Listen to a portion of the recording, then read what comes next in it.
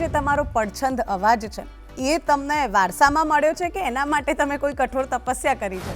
ઝૂલણ મોરલી વાગી રે રાજાના કુંવર, હાલો ને જોવા જાય છે મોરલી વાગી રે.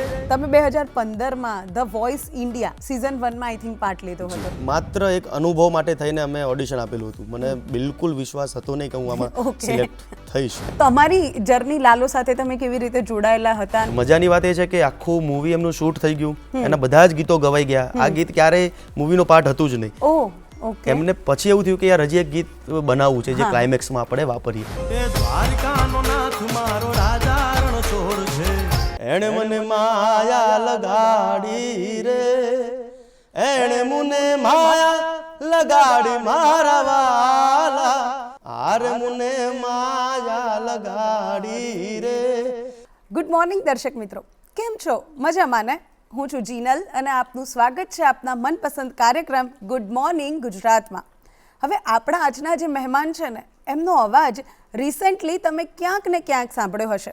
કોઈ એમણે ગાયેલું સોંગ ગણગણતું હશે તો કોઈ આખો દિવસ લૂપમાં એ સોંગ સાંભળતું હશે. આપણા આજના અતિથિના અવાજમાં કૃષ્ણનો જય ઘોષ છે. એમના ગીતોમાં આપણી લોક સંસ્કૃતિ રાજ કરે છે અને જેનો સ્વર સિંહની દહાડ જેવો પડછંદ છે એવા લોકપ્રિય લોક લાડીલા ગાયક જયસિંહ ગઢવીનું હું ગુડ મોર્નિંગ ગુજરાતના આંગણે ખૂબ ખૂબ સ્વાગત કરું છું. તો આવો મળીએ આપણા આજના અતિથિને. ગુડ મોર્નિંગ જય, કેમ છો? એકદમ મજામાં છો ને? કેવી રહી તમારી ગુડ મોર્નિંગ ગુજરાત સુધીની સફર? બહુ સરસ. ઓકે, તો હવે જય એવું છે કે આપણે ત્યાં પરંપરા છે કે ભાઈ આપણે સવારમાં ઉઠીએ ને તો આપણે ભગવાનનું નામ લઈએ, આપણા ઈષ્ટદેવનું નામ લઈએ. અને તમે તો ખૂબ સુંદર એક સોંગ ગાયું છે. તો આપણી, મારી અને આ દર્શક મિત્રોની જે સવાર છે એ પણ જો તમે દ્વારિકાનો નાથથી ગુંજવી દો તો વધારે અમને ગમશે. ચોક્કસ.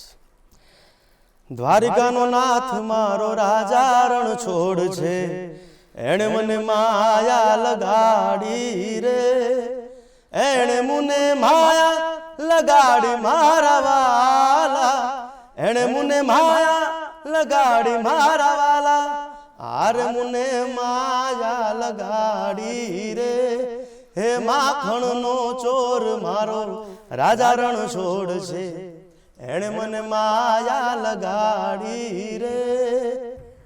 તો જોયું ને દર્શક મિત્રો, મેં તમને બધાને કીધું હતું કે આમનો અવાજ તમે ક્યાંક ને ક્યાંક સાંભળ્યો હશે. રિસેન્ટલી જે ફિલ્મ લાલો આવી અને ગુજરાતીઓએ ખૂબ એને વધાવી, ખૂબ માણી અને એનું આ સોંગ, એના માટે જઈને ઘણા બધા એવોર્ડ્સ મળ્યા છે અને ખૂબ નામના પણ મળી છે. તો ચાલો ત્યારે હવે લાલો સુધી પહોંચવાની જે જયની સફર હતી એના વિશે જાણીએ. તો આ જે તમારો પડછંદ અવાજ છે એ તમને વારસામાં મળ્યો છે કે એના માટે તમે કોઈ કઠોર તપસ્યા કરી છે? નહીં, અવાજ તો જન્મની સાથે જ ઉપરવાળાની દયા છે, માતાજીની, કે મળ્યો છે. અને તપસ્યા એટલે કે મ્યુઝિક ગોડ ગિફ્ટેડ હોઈ શકે પણ એને કેળવવું તો તમારે પડે. એટલે 2013થી આ મ્યુઝિકની સફર મારી શરૂ થઈ અને એની તાલીમ લેવાનું મેં શરૂ કર્યું. અને ત્યારથી લઈને આ 13 વર્ષ થયા લાલો સુધી પહોંચતા. જી, તો આ 13 વર્ષની તમારી જર્ની હતી, એમાં શું તાલીમ લીધી તમે? એના વિશે કહો ને જરા. સૌથી પહેલાં તો હું અમદાવાદમાં જ સપ્તક સ્કૂલ ઓફ મ્યુઝિકમાં મેં 1 વર્ષ એનું શિક્ષણ લીધું. અને ત્યારબાદ મ્યુઝિક કોલેજ MS યુનિવર્સિટી બરોડામાં, ત્યાં મેં એડમિશન લીધું. અને ત્યાં મેં 2 વર્ષ ત્યાં મેં મારી સ્ટડી કમ્પ્લીટ ના કરી શક્યો કારણ કે મારે મુંબઈ મારે એક શો માટે જવાનું થયું. અને પછી પણ ત્યાં એ 2-3 વર્ષનો જે અનુભવ છે અને એના પછી સતત અત્યાર સુધી અમે શીખી જ રહ્યા છે મ્યુઝિકને. જી, રાઈટ. તો કેવી રીતે તમે નક્કી કર્યું કે ભાઈ આપણે મ્યુઝિકમાં જવું છે? તમારા ફેમિલીમાંથી કોઈ હતું કે તમને વિચાર આવ્યો કે ના આપણે જરાક થોડું અલગ કરીએ? ફેમિલીમાંથી તો કોઈ હતું નહીં. મ્યુઝિકનો નાનપણથી શોખ હતો. એટલે 12th પૂરું કર્યા બાદ જ્યારે કરિયર ચૂઝ કરવાનો વખત આવ્યો ત્યારે એવું થયું કે મ્યુઝિક કરવું છે, ગુજરાતી મ્યુઝિકને આપવો છે સમય, અને એવી રીતે ડિસાઈડ કર્યું. અને પછી લોક સંગીત તરફ વળવાનો શું મોટિવ હતો? જનરલી એવું હોય કે તમે સપ્તકમાંથી તાલીમ લીધી છે તો મે બી શાસ્ત્રીય બી તમને આવડતું હશે અને પછી તમે લોક સંગીત તરફ વળ્યા, તો એ શું હતું? એટલે શરૂઆતના ફેઝમાં એવું હતું કે મારો ઝુકાવ થોડો વધારે ક્લાસિકલ મ્યુઝિક શીખ્યો હતો અને ત્યારબાદ બોલિવૂડ તરફ પણ થોડોક ઝુકાવ હતો. પણ ગુજરાતી લોક સંગીતને જ્યારે થોડુંક એક્સપ્લોર કર્યું અને આપણા લેજેન્ડરી આર્ટિસ્ટ કીર્તિદાનભાઈ એવા આર્ટિસ્ટોને જોયા, એમને સાંભળ્યા, ત્યારે થોડીક પ્રેરણા મળી કે આપણું જે મ્યુઝિક છે લોકસંગીત એ ખૂબ જ બહુ જ ડીપ છે અને એની અંદર જ એટલી બધી વસ્તુઓ છે. જો તમે એ મ્યુઝિક કરો તો તમને વધારે મતલબ બોલિવૂડ મ્યુઝિક કરતાં મને આપણું મ્યુઝિક વધારે ફેસિનેટિંગ લાગ્યું કે આપણું લોકસંગીત છે એ બહુ જ ઊંડું છે અને એમાં જવા જેવું છે. તો એ પ્રેરણા ત્યાંથી મને મળી. તો એવી એક ખાસિયત જે આપણા ગુજરાતી લોકસંગીતમાં છે જે અન્ય લોકસંગીતમાં કદાચ ઓછી જોવા મળે છે, અને બીજો સૌથી મોટો ચેલેન્જિંગ પાર્ટ શું છે આપણા લોકસંગીતનો? આ બે પ્રશ્નોના જવાબ તમે આપશો. આપણા લોકસંગીતમાં એક તો વેરાયટી ઓફ મ્યુઝિક, એટલા બધા પ્રકારના ગીતોના પ્રકાર છે.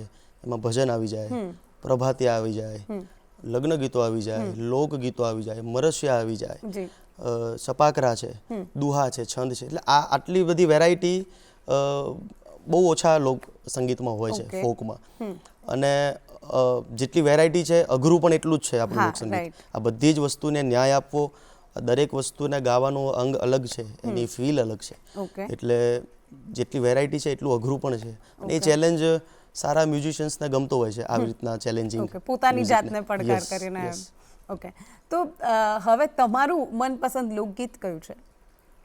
લોકગીત ઘણા બધા છે કે જે મને ગમે છે, કોઈ એકને હું પોઈન્ટ આઉટ ના કરી શકું, પણ ગમતા બધામાંથી એકાદું સોંગ હું તમને ગાઈને સંભળાવો. જી બિલકુલ બિલકુલ. સોના ઈંઢોણી રૂપા બેડલું રે નાગર, ઉભારીઓ ને રંગ રસિયા.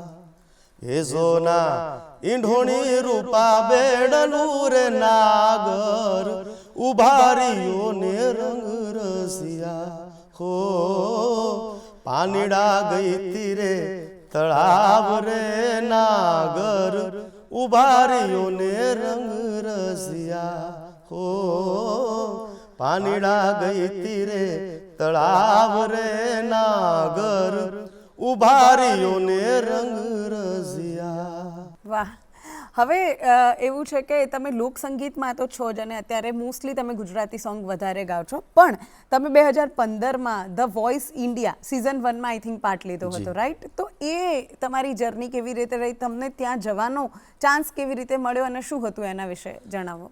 હું મ્યુઝિક કોલેજમાં ભણતો હતો, એટલે ત્યાં આ વોઇસ ઇન્ડિયાનું ઓડિશન આવેલું હતું અને માત્ર એક અનુભવ માટે થઈને અમે ઓડિશન આપેલું હતું. મને બિલકુલ વિશ્વાસ હતો નહીં કે હું આમાં સિલેક્ટ થઈશ, કારણ કે મ્યુઝિક હજી મેં શરૂ જ કર્યું હતું, 2 વર્ષથી તો શીખતો હતો માત્ર. એટલે મને એમ કે આપણે ખાલી ટ્રાય કરીએ, આવ્યું છે કોલેજમાં ઓડિશન તો આપણે આપીએ. અને ઉપરવાળાની દયા કે એમાં આપણે સિલેક્ટ થયા અને મુંબઈ હું ગયો અને ત્યારબાદ એના ફર્સ્ટ રાઉન્ડમાં પણ સિલેક્ટ થયો.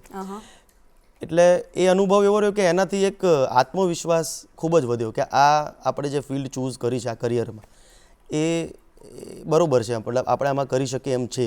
એક આપણને વેરિફિકેશન મળી ગયું એટલા મોટા સ્ટેજ પર, નેશનલ ટેલિવિઝન પર અપ્રૂવ થયા બાદ. એટલે આત્મવિશ્વાસ ખૂબ જ વધ્યો ત્યાં. ઓકે, તો એના કોઈ એક્સપિરિયન્સ કે જેવું રિયાલિટી શોમાં બતાવવામાં આવે છે એવી જ રીતે લાઈક વન ટેક જ તમારે સીધું લાઈવ ગાવાનું હોય છે કે કેવું હોય છે? એ બેક સ્ટોરી શું છે એની? હા, ગાવાનું તો વન ટેક જ હોય છે, લાઈવ હોય છે. ઓકે. અને એકાદ મહિના અગાઉથી અમને ત્યાં બોલાવી લેતા હોય છે અને એ લોકો પ્રિપેરેશન્સ પણ કરાવતા હોય છે, આપણને કોન્ફિડન્સ ફીલ થાય, નર્વસ ના થઈ જઈએ. એટલે એ બધી જ વસ્તુ પ્રોસેસ બહુ જ લાંબી હોય છે અને મજા આવે એવી હોય છે. અને બીજા ઇન્ડિયામાંથી બધી જ જગ્યાએથી અલગ અલગ બધા સિંગર્સ આવેલા હોય છે, તો એ લોકો સાથેનો અનુભવ, બધા પોતપોતાનો અલગ મ્યુઝિક ફ્લેવર લઈને આવે, તો એ શેર તમને કરે એમનું મ્યુઝિક, એ ઘણો બધો સારો અનુભવ તમને જોવા મળે. ઓકે, તો એ ત્યાંના સ્ટેજનો કોઈ યાદગાર અનુભવ કે તમને એવું થાય કે ભાઈ તમારો જ્યારે વારો આવવાનો હોય ત્યારે તમને થોડી એન્ઝાયટી ફીલ થઈ હોય અને પછી બહુ જ સારું ગયું હોય, એવું કંઈ એવી કોઈ મુમેન્ટ જે તમને હંમેશા યાદ રહી જાય ત્યાંની, અથવા તો કોઈ શોની, પણ કોઈ એવી મુમેન્ટ હોય કે તમને એમ થાય કે ના બસ આ જ હતું જે જોઈતું હતું એ? એટલે પહેલો રાઉન્ડ હતો જ્યાં કોચિસ જે હોય 4 કોચિસ, એમાં હિમેશ રેશમિયા હતા, મિકા સિંઘ હતા, સુનિધિ ચૌહાણ અને શાન. એ લોકોને ચૂઝ કરવાનું હોય કે આ જે કન્ટેસ્ટન્ટ છે એ અમારી ટીમમાં આવશે. ત્યારે મને મનમાં એવું હતું કે હિમેશ રેશમિયાની ટીમમાં હું જઈશ જો મને મોકો મળે કે ચૂઝ કરું છું, કારણ કે ગુજરાતી છે ઓબ્વિયસલી. મને એવું હતું કે કદાચ વધારે કનેક્ટ કરી શકે. યસ. તો લાસ્ટ મોમેન્ટ સુધી કોઈએ સિલેક્ટ મને કર્યું નહોતું. એ લોકોને બઝર દબાવવાનું હોય. ત્યાં સુધી મને એમ હતું કે હવે તો ગયા, હવે સિલેક્ટ નહીં થઈએ. ત્યાં લાસ્ટ 5 સેકન્ડમાં હિમેશ રેશમિયાએ જ બઝર દબાવ્યું અને એમણે મને સિલેક્ટ કર્યો. અને પછી એમણે કીધું કે મેં જાણી જોઈને લાસ્ટ મોમેન્ટ પર કર્યું કે કોઈ બીજું કોમ્પિટિશનમાં ના આવે ને તું મને ડાયરેક્ટ મળી જાય. તો આ એક યાદગાર પળ હતી કે જેના ટીમમાં જવું હતું એમણે મને સિલેક્ટ કર્યો, એમણે વિશ્વાસ જતાવ્યો મારા ઉપર. અને ત્યારબાદ બીજા રાઉન્ડમાં સુનિધિ ચૌહાણ એમણે ખૂબ જ સારી વાત કહી હતી કે તમારો અવાજ બહુ જ નવો છે, ફ્રેશ છે. આવો અવાજ હમણાંથી બહુ સાંભળ્યો નથી, એટલે આવો ફ્રેશ વોઇસ છે અને મને બહુ મજા આવી તમને સાંભળીને. અને તો આ 1-2 વસ્તુ છે જે મોટિવેટ પણ કરી ગઈ અને યાદગાર પળો છે. જી. તો દર્શક મિત્રો, હજુ વધારે આપણે વાત કરવાની છે જય સાથે, એમની જર્ની વિશે વાત કરવાની છે, એમના મોટેથી ઘણા બધા સોંગ હજુ સાંભળવાના છે. પણ અત્યારે સમય થયો છે એક નાનકડા વિરામનો. મળીએ વિરામ બાદ. વિરામ બાદ આપનું સ્વાગત છે. તો ચલો ત્યારે સંગીતની સફરમાં જે બ્રેક આવ્યો હતો એને દૂર કરીએ અને આગળ વધીએ. તો જય, વિરામમાં જતાં પહેલાં આપણે વાત કરી કે તમને ત્યાં ખૂબ સારો અનુભવ રહ્યો ને સુનિધિજીએ તમારા વખાણ કર્યા. તો હવે મારે ત્યાં તમે ગાયેલું કોઈ સોંગ જો તમે અહીંયા સંભળાવી શકો તો. હા, ત્યાં મેં ઇશ્ક સૂફિયાના સોંગ જે છે એ ગાયેલું હતું. હમણાંથી ઘણા વર્ષોથી હિન્દી મેં ગાયું નથી, પણ તમે કહો છો પ્લીઝ પ્લીઝ. मेरे दिल को तू जहाँ से जुदा कर दे, यूं बस तू मुझको फना कर दे, मेरा हाल तू मेरी चाल तू बस कर दे आशिकाना, तेरे वास्ते मेरा इश्क सूफियाना, मेरा इश्क सूफियाना, मेरा इश्क सूफियाना. તમે ઘણા સમયથી ગાયું નથી પણ તમારે ગાવું જોઈએ. આ સાંભળીને ચોક્કસથી ઘણા બધા લોકો એવું કહેશે. તો હવે આ જ વાત પરથી મારે તમને પૂછવું છે કે જો સપોઝ તમને ચાન્સ મળે બોલિવૂડમાં પ્લેબેક સિંગિંગનો તો તમે કરો ખરા? Definitely, why not. ઓકે. અને ત્યાં બોલિવૂડમાં તમારું ફેવરેટ સિંગર કોણ છે? અત્યારે તો અરિજીત સિંઘ બધા જ ના ફેવરેટ છે ને. રાઈટ. અમેઝિંગ. ઓકે. અને એમનું ગમતું કોઈ સોંગ જો ગાઈને બતાવો તો પ્લીઝ. શન્ના મેરે એમનું સોંગ છે, હું ટ્રાય કરું કે નિભાવી શકું. યસ. अच्छा चलता हूँ दुआओं में याद रखना, मेरे जिक्र का जुबा पे स्वाद रखना, दिल के संदूकों में मेरे अच्छे काम रखना, दिल की दहलीज़ों पे मेरा तू सलाम रखना, अंधेरा तेरा मैंने ले लिया, मेरा उजला सितारा तेरे नाम किया, चन्ना मेरे आ चन्ना मेरे आ चन्ना मेरे आ बेलिया, ओ पिया चन्ना मेरे आ चन्ना मेरे आ चन्ना मेरे आ बेलिया, ओ પિયા. બહુ જ સરસ રીતે ગાયું છે અને કદાચ જો અરિજીત સિંઘ સાંભળે ને તો એમને પણ ગમશે કે ના, બહુ મસ્ત ગાયું છે તમે. હવે એવું છે કે હું ક્યારની તમારા જોડે સોંગ ગવડાવી જાઉં છું અને બહુ સરસ રીતે તમે ગાઈ બી રહ્યા છો. તો તમારી દિનચર્યા શું હોય છે આ અવાજને મેન્ટેન કરવાની? તમે કોઈ ખાસ પરેજી પાડતા હોવ કે એવું કંઈ છે ખરું? બહુ ઓનેસ્ટલી કહું તો હું ખરેખર એટલું ધ્યાન નથી રાખી શકતો. બહુ જ બિંદાસ માણસ છું, એટલે હું એવા મારી જાતને મેં એવી રીતે બાંધેલી નથી કે હું આવું કરીશ તો મારો અવાજ ખરાબ થઈ જશે. અચ્છા, ઓકે. મેં બહુ જ રફ એન્ડ ટફ મારા ગળાને કેળવ્યું છે કે ભાઈ કંઈ પણ થાય ગળું તો મજબૂત જ રહેવું જોઈએ. એટલે મેં ખરેખર એવી ટેવ નથી પાડી. પણ હા, શોઝ હોય, બેક ટુ બેક શોઝ હોય ત્યારે હું અમુક વસ્તુઓ ઠંડુ અવોઇડ કરતો હોઉં છું, દહીં છે અવોઇડ કરતો હોઉં છું. પણ બાકી બીજી એવી કોઈ પરેજી મેં રાખેલી અચ્છા નથી. ઓકે. તો જ્યારે લાઈવ શો તમારા થતા હોય ત્યારે આટલું બધું ક્રાઉડ હોય અને બહુ જ જો મોટું મેદાન હોય કેવી રીતે હોય અને બેક ટુ બેક તમે જો શોઝ કરતા હો તો એ વખતે તમારા અવાજ પર કંઈ ખારાશ આવી જાય કે થાકી જવાય કે એ બધું થાય તો એ વખતે તમે કોઈ ખાસ નુસ્ખો અપનાવતા હોવ કે એવું કંઈ કરો ખરા? મોસ્ટલી ગરમ પાણી થી વધારે એના ઉપર અમે કામ કરતા હોઈએ છીએ. ગરમ પાણી, એની અંદર હળદર, એની અંદર થોડુંક શહેદ, હા, ને એ રીતે કરતા હોઈએ છીએ. અચ્છા ઓકે. અને તું તમારા ફેમિલીમાં બીજા કોણ કોણ છે જો ફેમિલીની વાત કરીએ તો? મારા ફાધર છે, મારા વાઈફ છે, ઓકે. મારી એક નાની ડોટર છે ત્યારે 15 મહિનાની, વાવ, મારી સિસ્ટર છે, અચ્છા ને મારા મમ્મી 2022માં શી પાસ્ડ અવે, ઓકે. પણ એ પણ અમારી સાથે જ છે. હા, તો એમાંથી કોઈ સિંગર હતું કે એવું કોઈ ખરું? નહીં, ફેમિલીમાંથી કોઈ નહીં. અચ્છા એક જ. ઓકે. તો જ્યારે તમારા શોઝ ના હોય અથવા તો તમે ફ્રી ટાઈમમાં હોવ ત્યારે તમે શું કરતા હો છો? તમારી કોઈ હોબી ખરી બીજી? સાયકલિંગ કે પેઇન્ટિંગ કે એવું કંઈ પણ? હું પ્લે સ્ટેશન બહુ રમું અચ્છા, છું અને PS5. હા, હું બહુ જ PS5 નો ચાહક છું. અચ્છા. એટલે ફ્રી ટાઈમમાં મતલબ મોસ્ટલી સમર એ અમારું વેકેશન હોય છે. અમારે અચ્છા. બહુ ઓછા શોઝ હોય છે, ઓલમોસ્ટ ઓફ ધ સિઝન હોય છે. હા હા હા. ત્યારે ઓલમોસ્ટ આખો દિવસ કદાચ તમે મને મારા ઘરના હોમ થિયેટરમાં અમારું PS5 સેટઅપ કરેલું છે. હા, હા. આખો દિવસ ઓ મને બાપરે. તમે મને ત્યાં શોધી શકો. તો બીજે ક્યાંય કદાચ હું ન તો મળું. કદાચ તમે તમારી દીકરીને નહીં કહી શકો કે તું ફોન મૂકી દે. હા, એટલે એ હજી એટલી મોટી થઈ નથી કે હવે મારા હાથમાંથી રિમોટ પણ પડાવી લે, still તમને પણ એ એવું પડાવશે થશે ને ખરી. કે યાર હું જ કરું છું તો એને શું કહીશ? Yes. બીજા કોઈ શોખ ખરા તમને ફૂલ જેમ કે મૂવીઝ જોવાનો કે એવો કોઈ? મૂવીઝનો બહુ શોખ છે. હું અચ્છા. મૂવીઝ પણ એટલી જ જોઉં છું Okay. ફ્રી ટાઈમમાં. Okay. મને ટ્રાવેલિંગનો શોખ છે. અચ્છા, I want to travel world. અચ્છા. એટલે આવી રીતના બધા શોખ છે. મને અચ્છા. ગાડીઓનો બહુ શોખ છે. હા, તો લાઈક એવી રીતે તમે શોઝ કરવા જાઓ તો એવું કરો ખરા કે ભાઈ આપણે બહાર જવાનું છે આઉટ ઓફ સ્ટેશન કે ક્યાંય, તો એવું કરીએ કે એવી રીતે શિડ્યુલ કરીએ કે ભાઈ થોડું ફરી લેવાય અને એમાં આવા બધામાં કંઈક એવું થયું હોય કે તમારે ભાગીને પહોંચવું પડ્યું હોય તમારા ટ્રાવેલિંગના શોખના કારણે, એવો કોઈ બનાવ બન્યો છે ખરો? અને મોસ્ટલી પણ જ્યાં જઈએ છીએ ત્યાં ઇનફ ટાઈમ લઈને જતા હોઈએ છીએ. પહેલેથી જ પ્રી પ્લાન્ડ હોય છે કે જઈએ છીએ તો 1-2 દિવસ ક્યાંક ફરવા મળે. એટલે બહારની ટૂર્સ જે થતી હોય છે આઉટ ઓફ ઇન્ડિયાની, તો ઓસ્ટ્રેલિયા છે, ત્યાં 1 મહિનાની ટૂર અમારી થતી હોય છે. Yes yes. કેનેડા છે, તો આ બધી જગ્યાએ અમે કામની સાથે સાથે અમારું આ થોડોક ટ્રાવેલિંગનો જે શોખ છે એને પણ પૂરો કરી લેતા હોઈએ છીએ. જી. હવે આપણે વાત કરીએ લાલો ફિલ્મની. તો વાત એવી છે કે આ દ્વારિકાનો નાથવાળું જે સોંગ છે એ લગભગ અત્યારે ગુજરાતના ખૂણે ખૂણે પહોંચ્યું છે અને લાલો ફિલ્મની જો બેક સ્ટોરીની વાત કરીએ તો એની પણ જર્ની છે. દરેક એક્ટર્સે પોતાની વાત કરી છે, ડિરેક્ટરે પોતાની વાત કરી છે. તો તમે પ્લેબેક સિંગર છો, રાઈટ? તો તમારી જર્ની લાલો સાથે તમે કેવી રીતે જોડાયેલા હતા અને શું હતું એના વિશે જો તમે વાત કરો તો? બિલકુલ.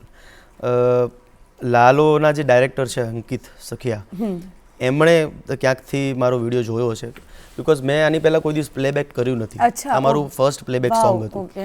એટલે મેં કોઈના પણ માટે ક્યારે કોઈ જાતનું રેકોર્ડિંગ કરેલું નથી. મેં મારા જે સોંગ્સ બનાવેલા હતા એ જ. એ જ હા. એટલે અંકિતભાઈએ ક્યાંક મારો લાઈવ શોનો વિડીયો જોયો હશે કે કોઈ એમને રેકમેન્ડ કર્યો હશે, એટલે એમના મગજમાં થયું કે આ ગીત જે છે એ મારે આની સાથે જ ગવડાવવું છે. હા. અને સમહાવ એમણે મને કોન્ટેક્ટ કર્યો અને મને કીધું કે આવી રીતે અમે એક, અને મજાની વાત એ છે કે આખું મૂવી એમનું શૂટ થઈ ગયું, એના બધા જ ગીતો ગવાઈ ગયા. આ ગીત ક્યારેય મૂવીનો પાર્ટ હતું જ નહીં. ઓહ, ઓકે. એમને પછી એવું થયું કે યાર હજી એક ગીત બનાવવું છે જે ક્લાઇમેક્સમાં આપણે વાપરીએ, અને એવી રીતે એમને આ ગીતનો આઈડિયા આવ્યો અને એ ગીતમાં પણ ઉપરવાળાની દયા તમે જુઓ કે એમને એવું સૂચ્યું કે આની આપણે આ સિંગર પાસે ગવડાવવું છે. બાકી હું એક નવો માણસ કહેવાઉં, ન્યૂ કમર, કારણ કે કોઈ દિવસ મેં પ્લેબેક કર્યું નથી અને એમના મૂવીમાં એટલા બધા લેજેન્ડરી આર્ટિસ્ટોએ ગાયેલું છે, એમાંથી કોઈની પણ સાથે ગવડાવી નાખે તો આ ગીત કીર્તિદાનભાઈએ ગાયેલા છે 3 સોંગ્સ એમાં, એમને પણ કહી શકતા હતા. પણ દ્વારકાધીશની એટલી દયા કે અંકિતભાઈને એવું સૂઝ્યું કે જયસિંહભાઈ જોડે જ મારે ગવડાવવું છે અને એમણે કોન્ટેક્ટ કર્યો અને આવી રીતે લાલોમાં જોડાયા અમે. ઓકે. તો એ જે ફિલિંગ હતી તમારી, પહેલું પ્લેબેક સિંગિંગ તમે કર્યું, તો એ વખતની જે એટલે ફિલિંગ હોય અથવા તો થોડી નર્વસનેસ હોય કારણ કે તમે પહેલી વાર કરી રહ્યા હોવ, તો એ વખતનું શું તમારી મનોસ્થિતિ શું હતી? એટલે ઓબ્વિયસલી એમાં એવું હતું કે પહેલાં મને મૂવીનો સ્કેલ એટલો ખબર નહોતી એટલે મને એમણે કીધું કે આપણે આ એક કમર્શિયલ સોંગ છે અને આવી રીતે અમે એક મૂવી બનાવ્યું છે અને તમે જે રીતે લાઈવમાં ગાઓ છો એટલી જ બિંદાસ રીતે તમે કાંઈ પણ પ્રેશર વગર તમારી મજા આવે એવી રીતે તમે ગાઓ. એટલે એમણે એ મને એક ફ્રીડમ આપેલી હતી. એમણે મને જરા પણ એવું નહોતું કીધું કે ડાયરેક્શન નહોતું આપ્યું કે આ રીતે ગાવાનું છે આ છે. એટલા માટે ગાવાની પ્રોસેસ હતી એ બહુ જ ઇઝી હતી. ઓલમોસ્ટ અડધી કલાકની અંદર મેં આખું સોંગ અમે ડબ કરીને પૂરું કરી આપ્યું હતું. વાવ. એટલે એમાં અંકિતભાઈનો ઘણો રોલ હતો. એમણે મને ખૂબ જ ફ્રીડમ આપેલી હતી. અચ્છા, તો એ વખતે તમે જ્યારે ગાયું નહીં થયું ત્યારે તમને એવું હતું કે આ એક સોંગ જે પહેલી વાર ગાઈ રહ્યા છો, તમે પ્લેબેક સિંગિંગ કરી રહ્યા છો, એ તમને ઘણા બધા એવોર્ડ્સ અપાવશે અને આટલું જ બધું તમને રેકોગ્નાઇઝેશન અપાવશે? બિલકુલ એવું નહોતું. અચ્છા, ટુ બી ઓનેસ્ટ બિલકુલ એવું. જેમ અંકિતભાઈ ને પણ એવું નહોતું કે લાલો મોહી આટલું સક્સેસ જશે, એવી રીતે મને પણ એવું હતું નહીં કે આ ગીતને આટલો બધો પ્રેમ મળશે. રાઈટ. હવે દ્વારિકાનો નાથવાળી તો વાત આપણે ઘણી બધી કરી, પણ તમારું બીજું એક સોંગ છે ઝૂલણ મોરલી, એ પણ ખૂબ ફેમસ છે અને ઘણા બધા લોકોએ એને સાંભળ્યું છે અને માણ્યું છે. તો બસ એ જો આપણા દર્શક મિત્રોને તમે સંભળાવી દો તો. હે ઝૂલણ મોરલી વાગી રે રાજાના કુંવર, ઝૂલણ મોરલી વાગી રે રાજાના કુંવર, હાલો ને જોવા જાય મોરલી વાગી રે વાગી રે વાગી રે રાજાના કુંવર, ઝૂલણ મોરલી વાગી રે રાજાના કુંવર. વાહ. હવે નેક્સ્ટ ફ્યુચરમાં તમારા પ્રોજેક્ટ્સ કયા કયા છે એના વિશે વાત કરશો? ફ્યુચરમાં 2-3 અપકમિંગ સોંગ્સ અમે લઈને આવી રહ્યા છે જે ન્યૂ કોમ્પોઝિશન્સ છે, એકદમ ઓરિજિનલ્સ છે અને ગુજરાતી મ્યુઝિકમાં જ અત્યારે કામ કરી રહ્યા છે એટલે મોસ્ટલી એના ઉપર જ ફોકસ છે અને ગુજરાતી લોકોને એમના દિલ સુધી ઉતરે એ ટાઈપના કોમ્પોઝિશન શબ્દો એ અમે લઈને આવી રહ્યા છે. અને એવું કોઈ સિંગર કે એવું કોઈ મ્યુઝિક કંપની કરી જેના જોડે તમારું ડ્રીમ હોય કે ભાઈ મારે આ લોકો જોડે કામ કરવું છે? એમ ઘણા બધા છે. ઇન્ડિયામાં તમે જોવા જાઓ તો ઘણા બધા એવા લેબલ્સ, ઘણા બધા ડાયરેક્ટર્સ છે. ગુજરાતી મ્યુઝિકમાં વાત કરીએ તો સચિન જીગર છે, એમની સાથે કામ કરવું ગમશે. ઓકે. તમે બોલિવૂડમાં જાઓ, બહુ જ મોટું એમ્બિશન્સ જો રાખી રહ્યા છો તો રહેમાન સાહેબ છે, કદાચ કોઈક દિવસ એવો મોકો મળે.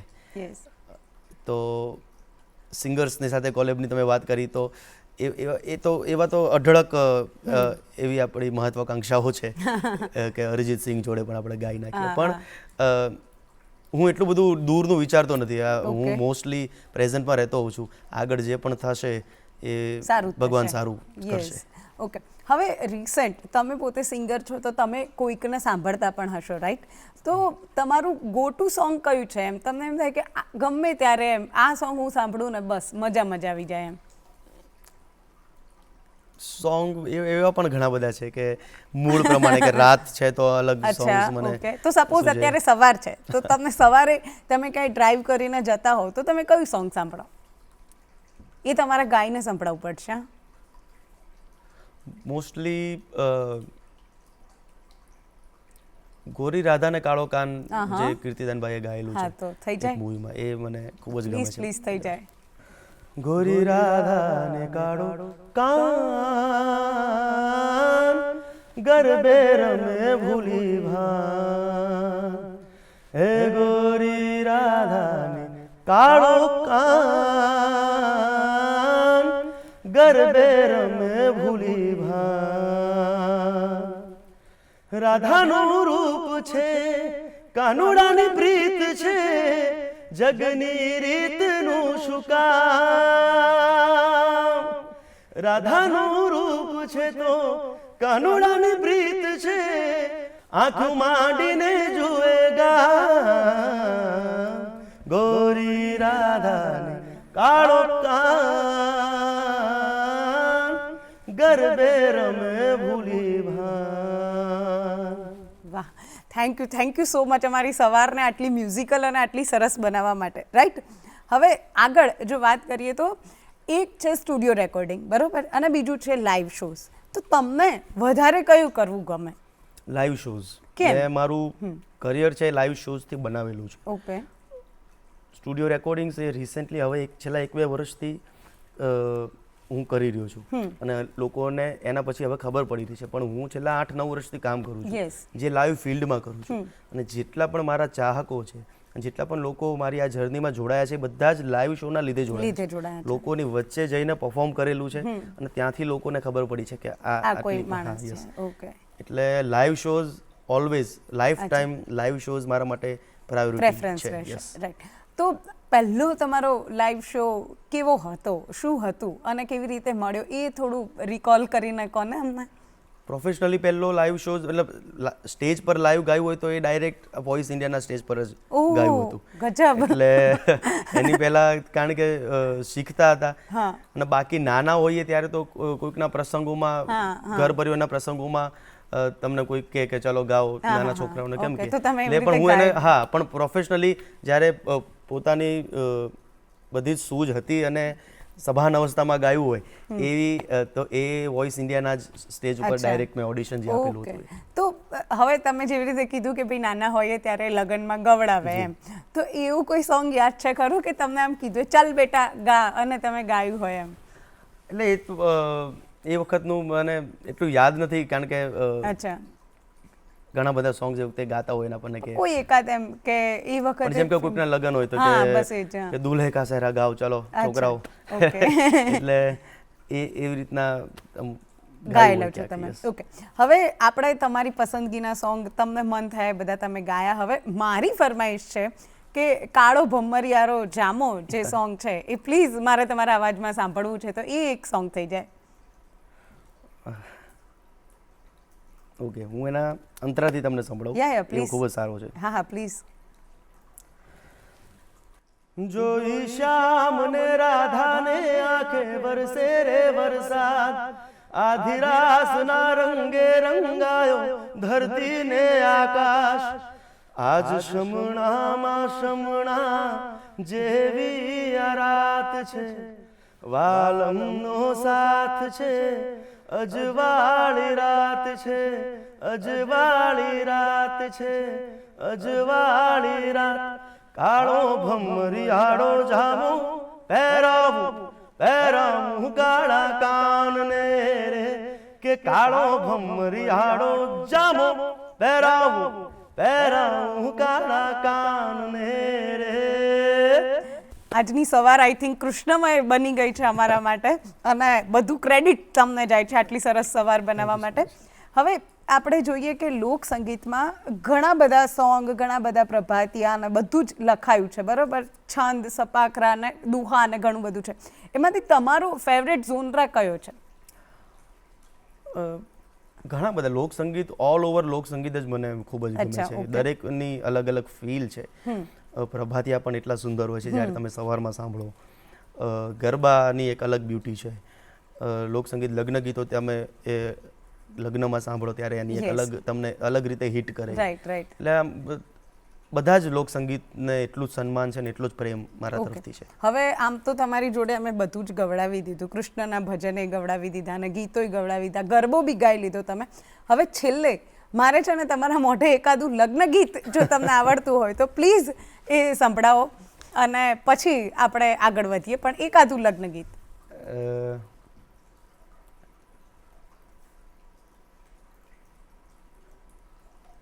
લગ્ન ગીતની બે કડી તમને સંભળાવું પ્લીઝ.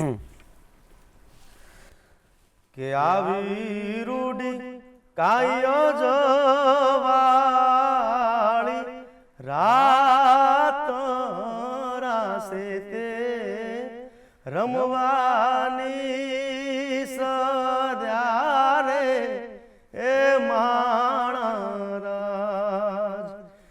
ઘેરા સે તે રમવા જો ને નિસર્યારે કે માણરાજ.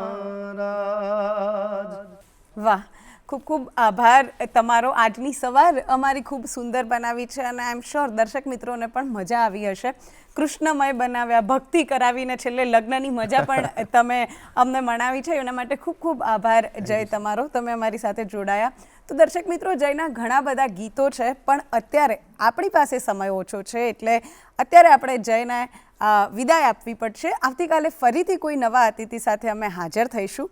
પણ જો તમારા કોઈ પ્રતિભાવ હોય, તમારા શો વિશે કંઈ કહેવું હોય તો ચોક્કસથી અમને good morning Gujarat show @gmail.com પર લખીને મોકલી શકો છો. અમને ખૂબ ગમશે.